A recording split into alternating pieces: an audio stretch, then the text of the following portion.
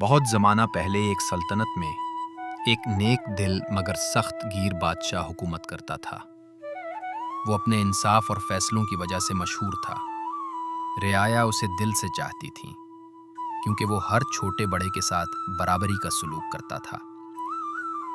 مگر بادشاہ کے دل میں ہمیشہ ایک سوال رہتا تھا کہ کیا رعایا اس سے سچ مچ محبت کرتی ہے یا صرف اس کے تخت اور طاقت سے ڈرتی ہے۔ ایک دن بادشاہ نے اپنے وزیر اعظم کو بلایا اور کہا، میں رعایا کا اصل حال جاننا چاہتا ہوں۔ کوئی ایسا طریقہ نکالو کہ مجھے معلوم ہو کہ لوگ دل سے مجھے بادشاہ مانتے ہیں یا محض ظاہری روب سے۔ وزیر نے کچھ سوچ کر عرض کیا، جہاں پناہ، آپ اپنی شناخت چھپا کر عام آدمی کی طرح سلطنت میں گھومیں، پھر جو سلوک لوگ آپ سے کریں گے وہی حقیقت بتائے گا۔ بادشاہ کو یہ بات پسند آئی۔ اگلے ہی دن وہ سادہ کپڑوں میں درویش کا بھیس بدل کر شہر کی گلیوں میں نکل گیا۔ پہلے وہ بازار میں گیا۔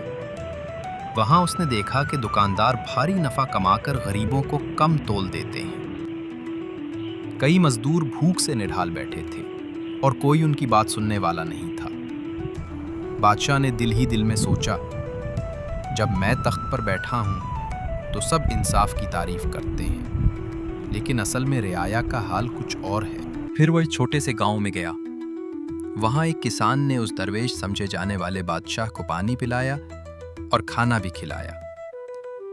کسان نے کہا، ہم غریب ہیں مگر اپنے حصے سے مہمان کو ضرور دیتے ہیں۔ ہمیں امید ہے کہ بادشاہ تک ہماری آواز پہنچے گی تاکہ ظلم کم ہو۔ یہ سن کر بادشاہ کا دل بھر آیا۔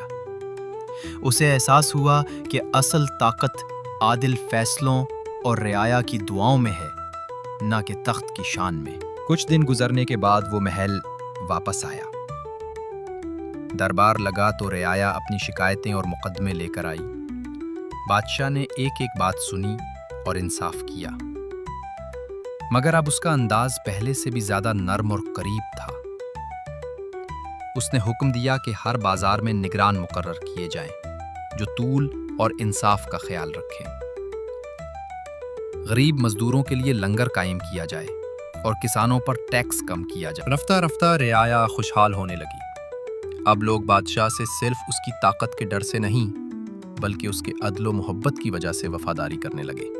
بادشاہ اکثر کہا کرتا، بادشاہت تلوار سے نہیں چلتی بلکہ انصاف اور رعایا کی خوشی سے قائم رہتی ہے۔ اگر رعایا راضی ہے تو سلطنت مضبوط ہے۔ یوں وہ بادشاہ اپنی رعایا کے دلوں میں ہمیشہ کے لیے زندہ رہ گیا۔ اس کی کہانی نسلوں تک یہ سبق دیتی رہی کہ اصل بادشاہی طاقت میں نہیں بلکہ انصاف اور نیک نیتی میں ہے۔